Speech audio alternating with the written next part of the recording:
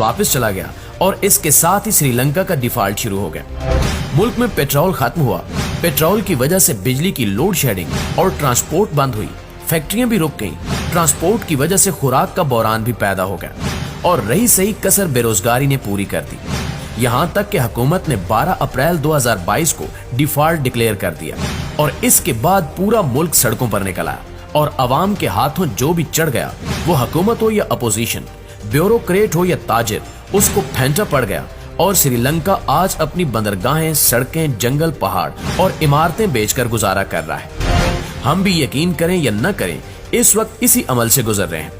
Petroleum ministry ने कुछ दिन कबल स्टेट बैंक को खबरदार कर दिया कि मुल्क में पेट्रोलियम मसनूआत की किल्लत शुरू होने वाली है। तेल दरामद करने के लिए एलसीज नहीं खुल रही। पीएसओ का एक ऑयल कार्गो कैंसिल हो चुका है, दूसरे की डिलीवरी 23 जनवरी को मुतवक्के थी, लेकिन इसकी एलसी भी नहीं खुल सकी। पाक अरब रिफाइनरी के 5,35,000 बैरल के 2 ऑयल कार्गो भी लाइन में है। पाकिस्तान रिफाइनरी लिमिटेड का एक कार्गो 5,32,000 बैरल तेल लेकर 23 जनवरी को पहुंचेगा, लेकिन इनकी एलसी भी नहीं खुल पा रही। लिहाजा फरवरी में तेल का बहरान शुरू हो जाएगा और मार्च और अप्रैल में ये क्राइसिस शदीद हो जाएगा और अगर खुदा न खास्ता ये हो गया तो पेट्रोल पंपों पर भी लाइनें लग जाएंगी, खुराक की सप्लाई भी बंद हो जाएगी, पब्लिक ट्रांसपोर्ट, मेट्रो ट्रेन और जहाज भी रुक जाएंगे, बिजली की खौफनाक लोड शेडिंग भी शुरू हो जाएगी और रही सही फैक्ट्रियां भी बंद हो जाएंगी। ये एक सूरत हाल है, जबकि दूसरी तरफ सरकारी मुलाजमीन की तनख्वाहें भी रुकना शुरू हो चुकी हैं। जनवरी में आधे सरकारी महकमों की तनख्वाह 10 दिन लेट हुई। फरवरी में क्या होगा ये कोई नहीं जानता। पाकिस्तान के सिफारत खानों को सितंबर से तनख्वाहें और किराए नहीं मिल रहे, जिसकी वजह से सिफारती मिशन तकरीबन बंदिश के करीब हैं। अब आप खुद अंदाजा कीजिए कि अगर एम्बेसी को किराए, पेट्रोल, यूटिलिटी बिल्स और तनख्वाहों की रकम नहीं मिलेगी तो फिर ये कैसे चलेंगी। चुनांचे सिफारत खानों के हालात बहुत खराब हो चुके हैं। नाज़रीन गिरामी, इंडस्ट्री की सूरत हाल देखनी हो तो आप फैसलाबाद, सियालकोट और कराची का चक्कर लगा लें। 75% कारखाने बंद हो चुके हैं और इनसे मुल्क में बेरोजगारी का खौफनाक तूफान आ रहा है। आटे का बहरान भी पैदा हो चुका है, कुकिंग ऑयल भी मफकूद होता जा रहा है और डॉलर मुंह मांगी कीमत देने पर भी नहीं मिल रहा।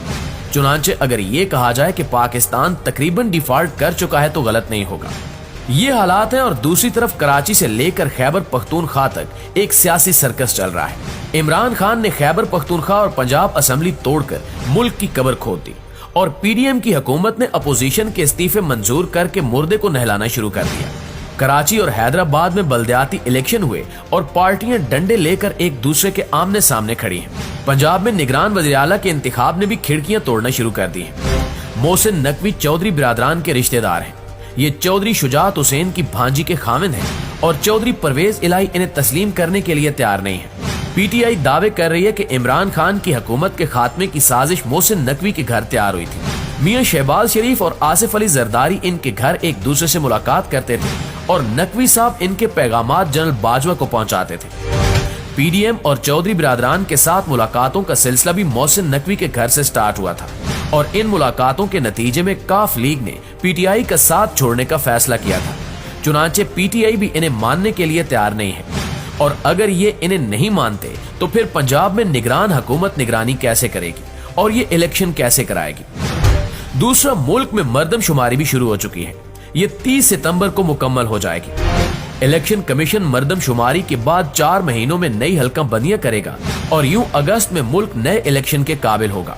अब सवाल ये है कि क्या 2 सूबों में पुरानी मर्दमशुमारी और पुराने हलकों के तहत इलेक्शन होंगे और बाकी 2 सूबों और विफाक के इलेक्शन नई हल्का बंदियों के मुताबिक होंगे। तीसरा, क्या मुल्क में अप्रैल में केपी और पंजाब के इलेक्शन होंगे और फिर अक्टूबर में सिंध, बलोचिस्तान और विफाक के इलेक्शन, और क्या इस दौरान इमरान खान कौमी असेंबली के 70 हलकों से ज़िमनी इलेक्शन भी लड़ेंगे और क्या ये 70 सीटें जीत कर भी कौमी असेंबली नहीं जाएंगे और क्या 70 सीटों के ये ज़िमनी इलेक्शन भी जाया हो जाएंगे। नाज़रीन गिरामी, अगर ऐसा होगा तो क्या हुकूमत इलेक्शन खेलेगी या ये पेट्रोल, बिजली, गैस, खुराक और बरामदात का बंदोबस्त करेगी। हमारी हालत ये है कि हम IMF के बगैर नहीं बच सकते और IMF की शरायत के बाद बिजली, गैस और पेट्रोल की कीमतें भी दुगनी हो जाएंगी और बेरोजगारी के शिकार अवाम पर टैक्स भी बढ़ जाएंगे और इससे महंगाई अलमे की शक्ल इख्तियार कर जाएगी। IMF की शरायत मानने से मुल्क में 1.5 करोड़ लोग बेरोजगार हो जाएंगे और लोगों का खाना पीना 3 से 1 वक्त पर आ जाएगा। हमारे दोस्त मुल्क सऊदी अरब, यूएई और चीन भी हमारी मदद कर करके थक चुके हैं। हमें इनकी तरफ से भी साफ इनकार हो चुका है और अमेरिका मुद्दत पहले ही हमसे मुंह मोड़ चुका है। चुनांचे अब हमारे पास बेचने के लिए सिर्फ दो असासे बचे हैं, एटम बम और फौज। हम अगर बैनुल अक़वामी ताकतों की शराइत मानते रहे, हम अगर इसी तरह कर्जे लेते रहे, तो फिर हमें बिल आखिर इनकी ये दोनों शराइत मानना पड़ेंगी। एटमी प्रोग्राम सरेंडर करना पड़ेगा और फौज की तादाद कम करना होगा, और इन दोनों शराइत की अपनी कीमत है। हम इसके बाद कश्मीर भी नहीं ले सकेंगे और अभिनंदन जैसे पायलट्स के जहाज भी नहीं गिरा सकेंगे, और हम इसके बाद श्रीलंका, नेपाल और भूटान बनकर रह जाएंगे।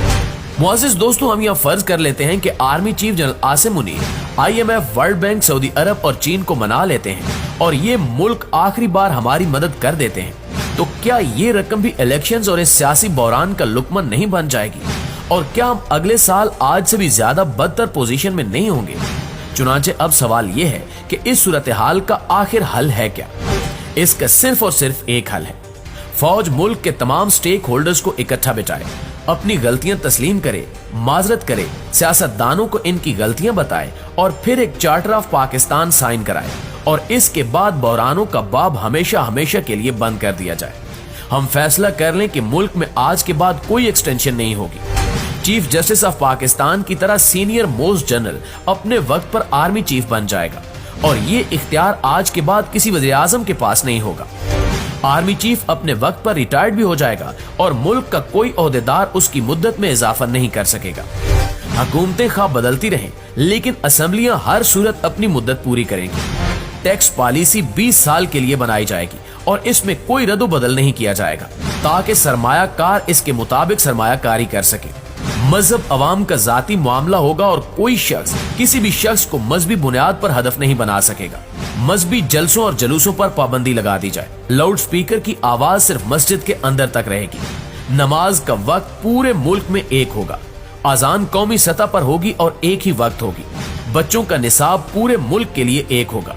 सड़कें हर सूरत खुली रहेंगी। आबादी कंट्रोल की जाएगी। ब्यूरोक्रेसी में 2 साल के अंदर रिमज की जाएंगी और पूरा सिस्टम ऑनलाइन और आसान कर दिया जाएगा। PIA, रेलवे, रेडियो, PTV और स्टील मिल जैसे इदारे सालाना 1400 अरब रुपए निकल जाते हैं। ये 1 साल के अंदर फरोख्त कर दिए जाएंगे और इनसे हासिल होने वाली रकम मुलाजमीन में तकसीम कर दी जाएगी।